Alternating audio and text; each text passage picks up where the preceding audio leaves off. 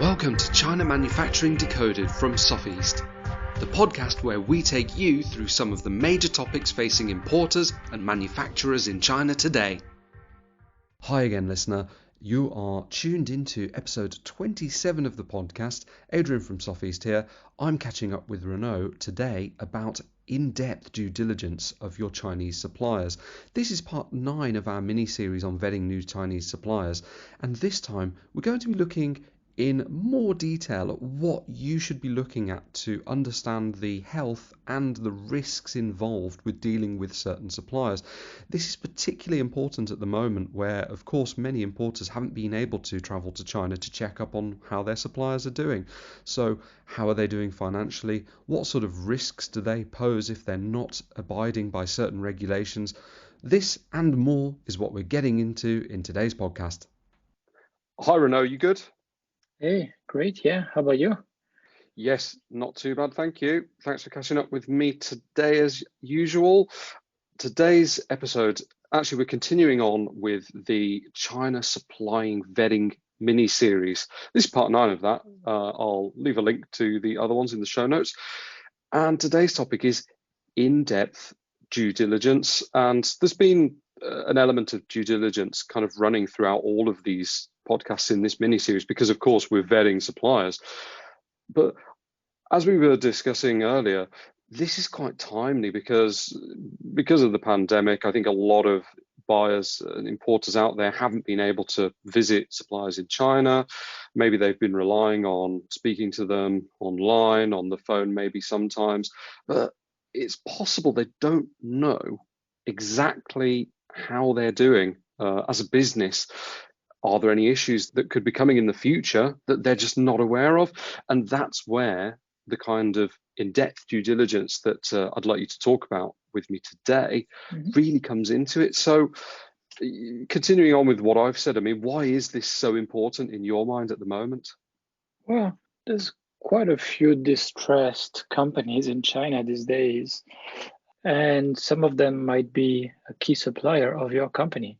You know, that's basically the what's scary is a lot of factories have lost quite a bit of business.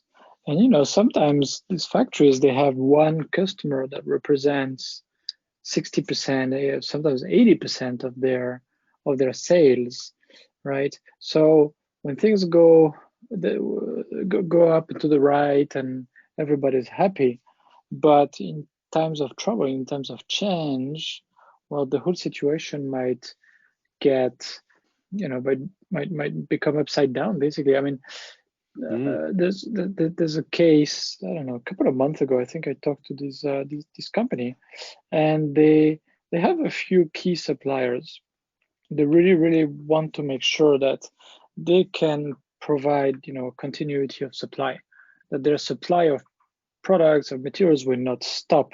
Otherwise, they're in deep trouble. So they asked us to have a close look at several of their key suppliers, and they were particularly worried about one of them, and for good reason. And I can't disclose the you know, the details here, but sure.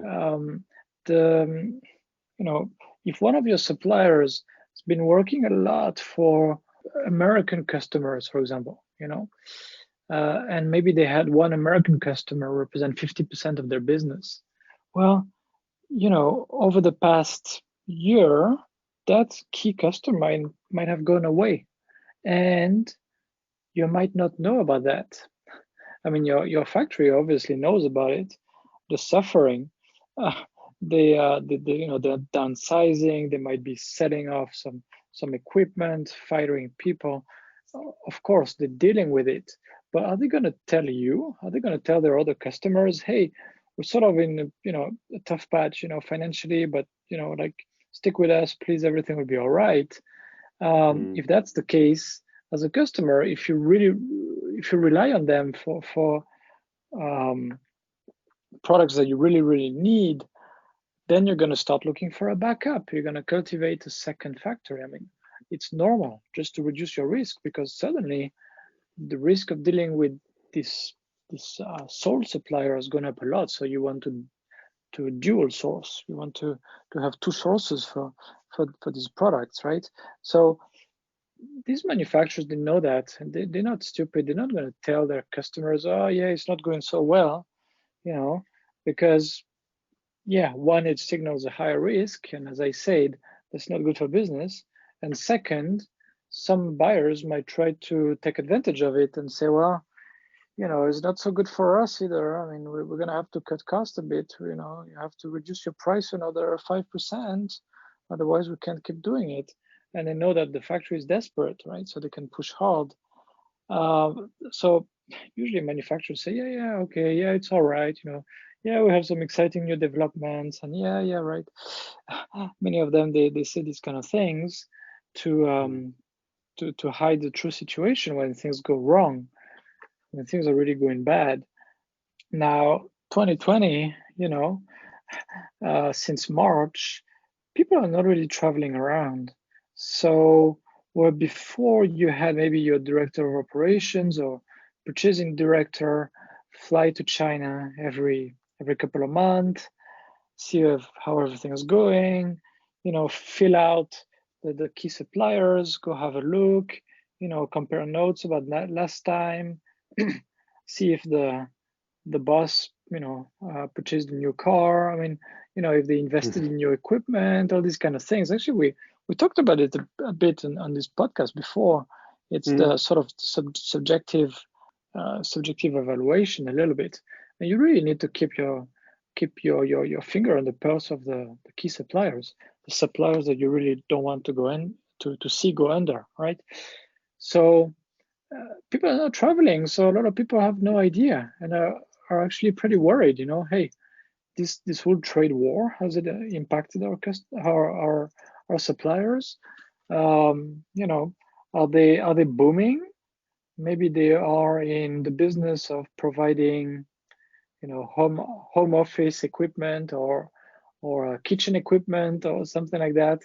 They might be booming, or gym equipment, or conversely, they might be way too exposed because maybe they were making products that were for traveling, right? And the business might be down 95%. So what's going on? What's going on with their customers? Maybe some of their other customers have been impacted. So all of these things that's why, as you said, it's quite timely. People don't really know what's going on. And even if you have some staff in China, they might not want to travel to certain areas. Some companies here have implemented some pretty strict measures, and they told their staff, "Hey, you're not going out of the office. You're not going running around, except for this and this and this type of very serious issues. Otherwise, you don't go out." So even companies that have their own buying office here don't necessarily know, right? That's interesting. It's quite a bit of opacity, the lack of information. That's the situation. Well, I guess it's partly cultural and partly being in the West or in the rest of the world and not being so exposed to what's going on for real in China, because coming from somebody that's in Europe as I am, if I read the news about China, for example, it sort of seems like everything's fine there, and they're saying that the economy is rebounding and people seem to be living a relatively normal life, and you don't hear about anything like that you just spoke about, where there are still restrictions and things like this. Well, not a lot anyway. Well, you don't hear about it in the news. However, if you purchase products from 5, 10, 20 Chinese suppliers, you can feel something is wrong with some of them. Some of them are really trying desperately to get more business. Some of them are ready to give special pricing. Come on. Otherwise, we need to tell the staff to tell the operators to go on a holiday because we have nothing for them. Come on. So I think a lot of purchasers can feel that something is not going right with some factories. Now, some other factories are booming. It certainly exists. There's everything. Sure. Okay. So if we're going to look in more detail at our suppliers, then what are the kind of activities that, for example, here at Sofeast that we'd normally be doing, or what are the sort of points that we'd be focusing on? Right. So it really depends on the objectives of the client. If let's say that the client is going to um, wants us to qualify some potential suppliers, right? They haven't started yet to work with a certain manufacturer, maybe to make their new product, or maybe it requires quite a bit of training of the factory, or maybe just they're going to pay a lot of money. They really want to have a good look into that supplier, and making sure that it doesn't represent very high risks, right? So there's different things, sort of a little high level list. Uh, there's several things. The the financials of the company. Well, and of course, all the basic due diligence we already covered in the previous episode, right? This is a little bit, more advanced, more in-depth sort of due diligence. So you can easily see who are the owners. Is it one boss? Is it several owners? Is it yeah. Or for example, earlier this year there was a trading company saying, yeah, this is um, a big state-owned enterprise. They make these PPE products. Blah, blah, blah. It's very safe. Don't worry. And we check, and why you say it's a state-owned enterprise. It's privately owned by some individuals. And we're like, no, but in China, that's the way it is. It's controlled by the government, but like, it's actually on the paper. If you just look at the paper, it's owned by people, but actually, blah blah blah blah. Okay, this is just a huge red flag. I'm sorry that doesn't happen. So you can look who are the owners. You can make sure whether they manufacture or they don't manufacture. Now, do they manufacture your products? You need to do factory visits for that. In terms of the financials, and again, okay, the financials cannot be obtained everywhere in every city, unfortunately. But there are often ways to get the high level financials. You can see simple things. Are they growing? Are they making money? Or have they been losing money? Maybe they've been losing money for a long time. They have some debt. They might have some more debt with maybe some of their suppliers. It's off the books, but it might be sort of unofficial. Now that, yes, exists in China, unfortunately, sort of the local mafia. You can contract debts, but you really don't want that to come and bite you, because it can be pretty nasty. So all this represents extra risks, of course. And I mean, and if it's with the suppliers, if they owe a lot of money to the suppliers, that's the worst from a buyer's point of view, because the supplier is just gonna say, hey, here's the materials you need, just take it, and like, don't even think of sending it back if you don't like it. If you don't like it, you will work it. It's like, don't try to get tough on us on quality standards. This is what we deliver to you, period, right? And you're not really in a situation where you can push them to be faster, to be better. So it impacts the quality of the final product pretty bad, actually. Yeah, was there some changes in the owners? Um, you know, if it's a relatively new company, have they transferred all of the capital? Because you have a certain period of time to do that. If not, why? There's a lot of things like that around the financials. I'm not going to go really in depth into that, but when you look into it, you can have a lot of questions. And typically, this is best accompanied with an on-site visit, looking at the operations, basically. So you say this So this building, you own it, okay, and this and this, and so oh, you're renting it, a part of it, so you but you were occupying the whole building 2 years ago, so your business has gone down, or what's going on, So there's a lot of smart questions you can ask, and you can get a lot of information. The factory people don't really like that. It's like being naked. Mm. Generally speaking, they don't really like transparency. Having buyers know as much as they know is not something they like. Sure. You can also look at the processes they have in house and everything, and think of the regulations that apply. Now that's different from the financials. But for example, I remember that this factory that was making eyewear, metal glasses. It was metal glasses, and they were operating a paint shop. So they were painting, powder coating, right?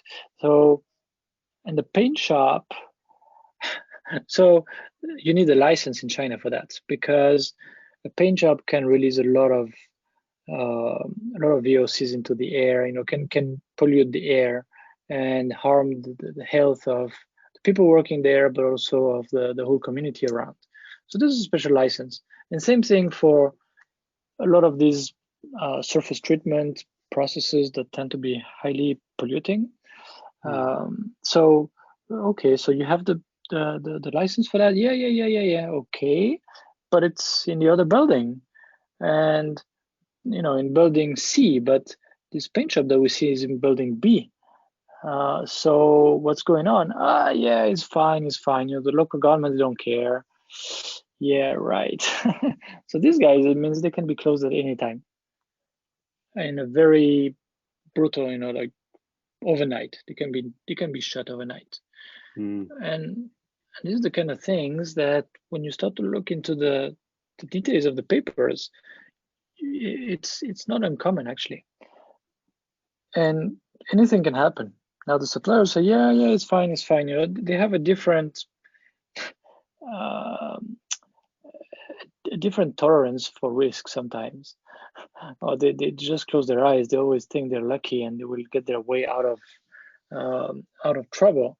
However, this is old China. Now the new China of 2020 is not the old China of 1995 or 2005. What was okay back then is less and less okay, and these kinds of little oversights can mean an immediate closure. I mean, the boss could even be sent to jail for that. And same thing for the staff and the social insurance. Do they actually pay the social insurance, the amount that's supposed to be paid, or are they playing games? And it's not so hard to find out about that if you ask questions, usually, right? If you just go in, you look at the operations, you can number of people, and you see how many people they declare for social insurance. I mean, it's certain things like this are not very complicated, right? Now they will say, oh, we have some part-time, some whatever, some how do they call it, temporary workers through dispatch agencies. Okay, well, dispatch agencies, so you have a contract with them. Show it to me, how many people, right?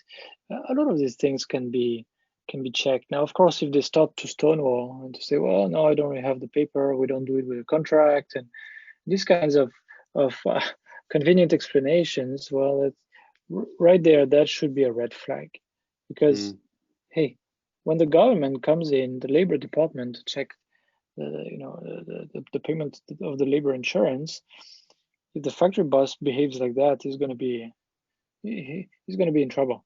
So this is indicative of a relatively high risk. And of course, profit.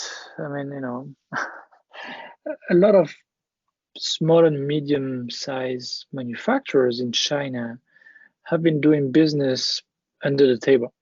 So they get paid, yeah, just pay me on this account in Hong Kong, and then then it disappears somewhere, and and there's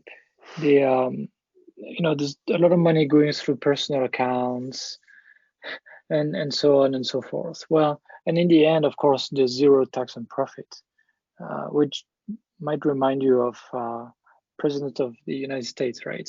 Doesn't pay Oh, any income tax. So, but yeah, a allegedly. lot of people. Yes, right. A lot of people are playing this game, and some of them are really actually not making any money. That might be the case also of Mr. Trump, but some of them, are making money, but just keeping it far away from the company business account. Right. Well, same thing in the China of 2020. This is getting more and more difficult to get by with and to get away with, and the Mm, China of 2025 will be even harder. So, do you want to work with these kinds of people? Do you want to rely on them? They can be shut mm, down anytime. So what we see, the common strategies, a lot of these factory owners that are playing these games, they're very short-term minded. So some of them put all the money in real estate. Okay, this has been the game forever for these people. Some of them think, well, yeah, okay, in Shenzhen, in Hangzhou, in Tianjin, yeah, it's getting tougher. It's harder and harder to skirt the rules. However, I'm going to set up a new factory in my hometown, and like I'm a local guy over there, and I'm bringing some jobs, and it's not a big town, and the officials will be happy, and so on.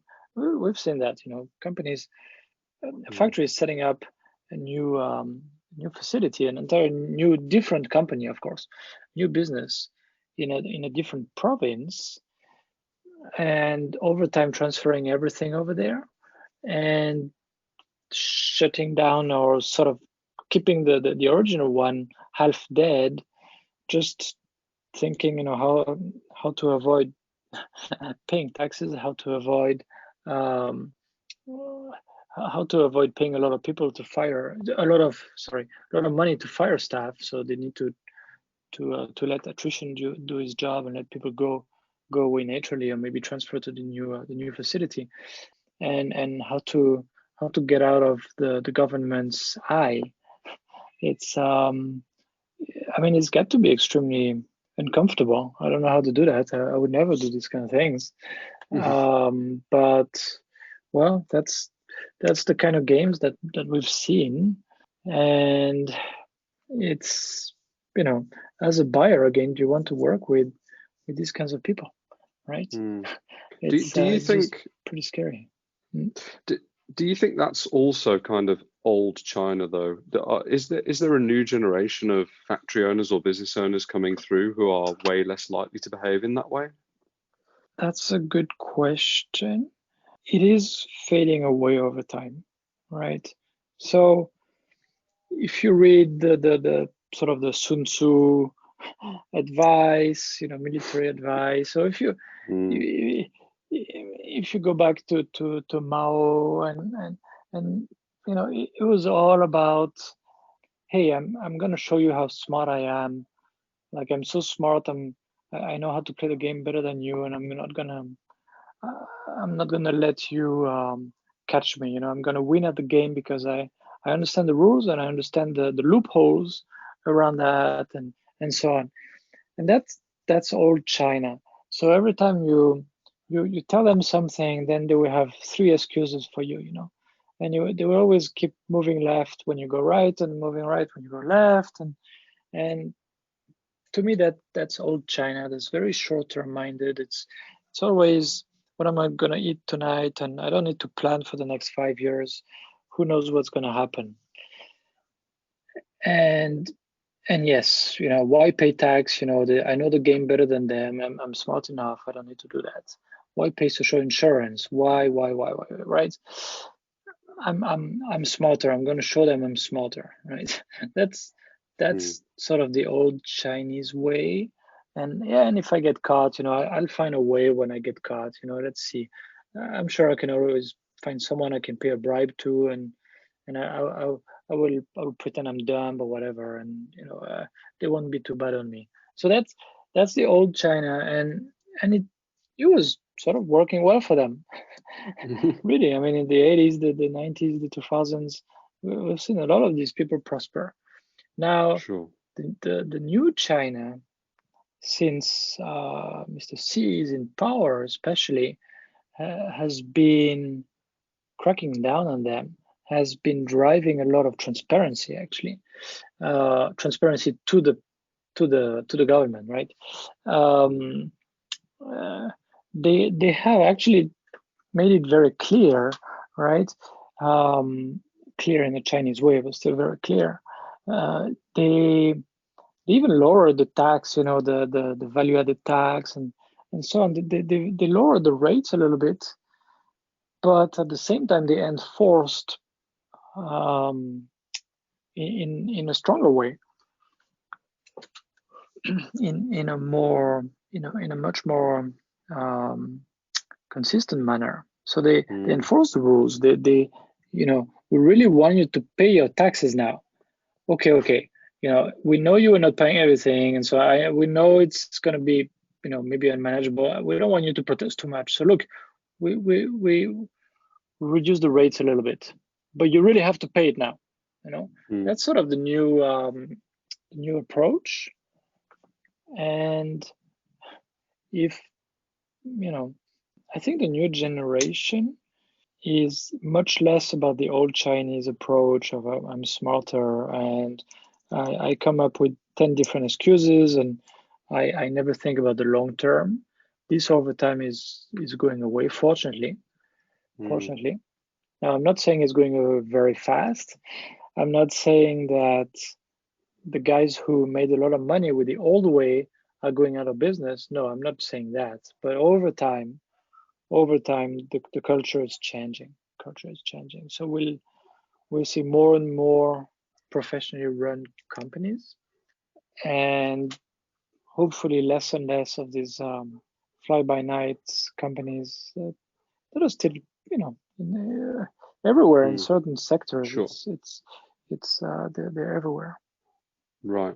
And you mentioned the transparency. I mean, this transparency with all of the information that goes to the government, which Mm, perhaps they didn't get as well mm, before they started sort of zealously trying to get it and make sure everybody's following the right rules and mm, regulations. And of course, digitizing everything, which I think is one of the key things, mm. right? That's also friend of the importer because, as you said, this information, it is out there now and it's easier to find for people like accountants or people who are doing due diligence. Okay, is there much more transparency to importers? I'm not sure about that. I'm waiting to see what the corporate, what do they call it? Social credit system. Yeah, corporate social credit system, what it will look like, whether Mm. we'll really be able to see the score of every company and maybe also with the breakdown of scores because there's a number of criteria in there. I'm not sure, right? But if that comes into play, that will be a very good risk indicator actually to importers. Mm. Can these guys get in trouble with the government or are they really above water? So, and this might come into play, early next year. I mean, nobody really knows because they were saying 2020, but I haven't read anything about it recently, so I don't know when it's coming up. But the Mm. personal, the individual corporate, no, sorry, the individual social credit system is already in place, right? It's of course it's getting refined over time and so on. It might not be very mature yet, but it's in place. So the government is keeping an eye on everybody. And yes, it's Mm. digitized and they have the databases and they can see everybody and they can see a lot of data about everybody now. And they want to do the same about the companies. They're putting this in place with the sort of the same philosophy. Okay. That's a development to watch. We did digress a little bit because you were talking about the list of Oh, topics basically, and actions to I consider. went through.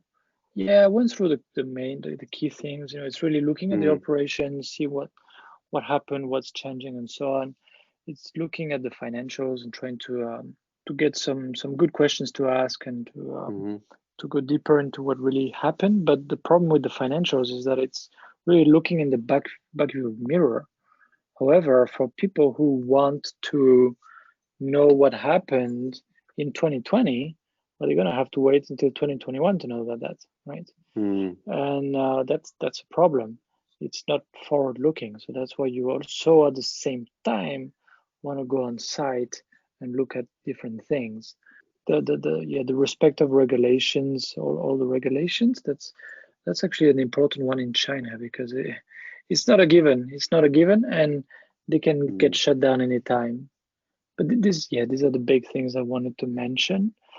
Then obviously it is also very industry specific and product specific.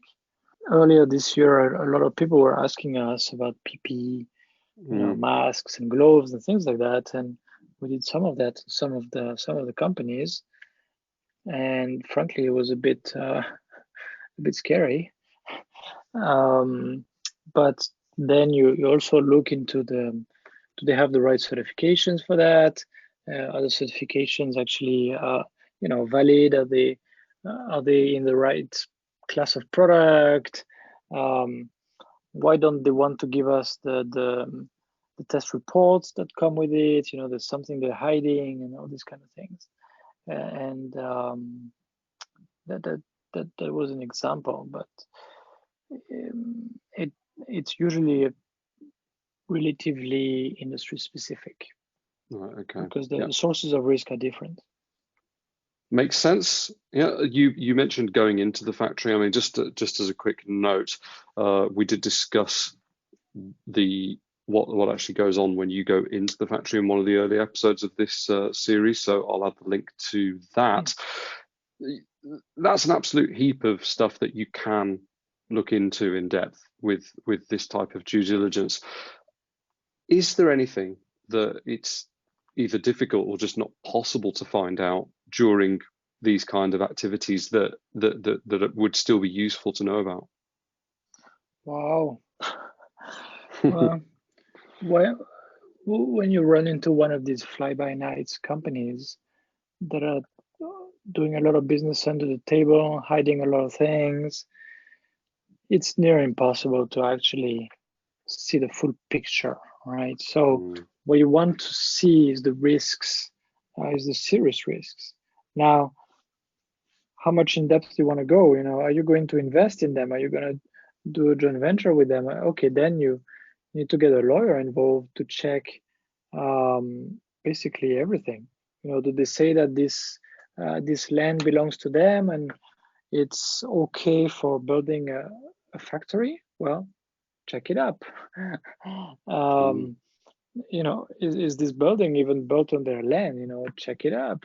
Don't trust anything, right? But if you just go at it as a buyer, as a potential buyer, what really is important to you? You don't want them to shut down. So you want to see that they have invested and keep investing in the facility and in the people, in the systems. This is anything that's indicative of long-term thinking is very, very good. It's a very good sign. Relatively healthy financials will help keeping them afloat, keeping them mm, focused on the long term, obviously. And who's the boss? Is this the majority owner? Is he going to retire soon? What's going on? This might give you some ideas. Who are the professional managers? What's their background? Are they are they in it for the long term also, or is there a chance that they might all have rotated in the next 2 years, right?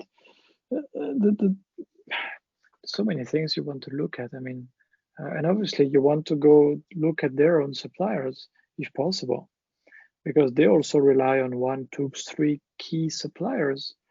And same thing here. If these ones are fly-by-nights that might disappear anytime, well, that's not good. That's another risk, right? You can also look at cost control and efficiency in general. And if you see some very bad practices, well, you know that either probably you're going to pay too much, basically, and they're still going to be complaining that they don't make any money. That might be a problem, especially in the mid to long run. You know, how long have they been making this kind of product? They're familiar with your country's standards and how to test for them and what's really important and everything. You know, there's so many things you can check. It's a bit, it's more of an art, right? Can't really reduce it to a formula. It's again, fitting them out is a part of it, right? And good old hard-nosed investigation might be the other side of the coin. You can't just trust everything you're told. It's just the way it works. Does that make sense? Yeah, it does. Well, I mean, that's why we're doing the due diligence in the first place. It's all about reducing risk and knowing what's going on. To finish up and to bring it back to the start of this episode, when you mentioned if you're finding that one of your suppliers maybe is in a bit of trouble or they are likely to cause you risks that are maybe just not acceptable, is there some information you can give? You know, what are your thoughts on keeping a backup factory ready to go? So, I mean, if I'm a responsible buyer, what do I need in order to quickly pivot to a new supplier? So, if you rely on one key supplier for a certain product or material, basically your supply to your customers stop, you know, nearly the day when this supplier folds, right? When they shut down. Or you might have some extra stock, but that's extra inventory, but that's sort of a waste of money. So that's costing you money and taking up some of your capital just to address this risk. But still, so that's the risk, right? Discontinuity of supply, and it is compounded by the fact that it's going to take maybe 6 months, maybe 1 year to develop the same product with another manufacturer. So not only do you lose your supplier and you're like, oh, okay, we cannot get the products now, and we have 2 months of inventory. Okay, but it's going to take 6 months to train a new supplier, and then they're going to be producing and then shipping it to us. So we're looking at maybe 8 months or more. So what do we do, right? If this risk is not tolerable, you definitely have to develop a backup supplier. Now, also, the problem with the backup supplier, there's a few problems with that. First, of course, it takes resources to develop that. Second, you're not just gonna, develop them and then put them on ice and get them ready to start whenever you want. You're gonna maybe give them a little test run and then another order, and then from time to time another order just to make sure they don't forget, right? So now you're managing 2 suppliers. And the original supplier might find out about that. Who knows? Maybe they have to buy from the same component supplier. Maybe there is a risk that the main supplier, let's call it this way, learns about that and feels betrayed. That's often how they feel in that case, and start to act in an unreasonable manner, right? So this is that's a little bit of the downside of a backup factory. Another downside is that maybe your designs are highly confidential, and hey, you're basically teaching another supplier, another company, how to make it, right? So you might be training a new competitor if really your products are relatively unique, and it might be very tempting for them to make your same products and sell them maybe to your competitors, or maybe directly, maybe on Amazon or whatever. So you have to weigh the pros and cons. Sometimes it's a very easy decision, sometimes it's not, but at least you should think about it and plan for it. Okay. That's good to know. I mean, I guess this is a topic that we could go into on its own in another episode in the future, but yeah, it's definitely something to be aware of. There is a blog post you've written on backup factories in the past, so I will throw the link to that into the show notes just in case everybody wants to read a little bit more. So yeah, good chat about due diligence there. I think that's a detailed look at what people should be considering doing, and especially today when it's possible that you don't have an extremely deep understanding of exactly how your suppliers, or key suppliers indeed, might be doing. Yes, absolutely. Yeah. Brilliant. Thanks, Renaud. I will catch you for the next one. All right. Thanks, Adrian. Have a good one. Thanks for joining us. If you've enjoyed today's podcast, don't forget to like and share, and you can subscribe on Apple Podcasts, Spotify, and all other places that you get your podcasts from. See you next time.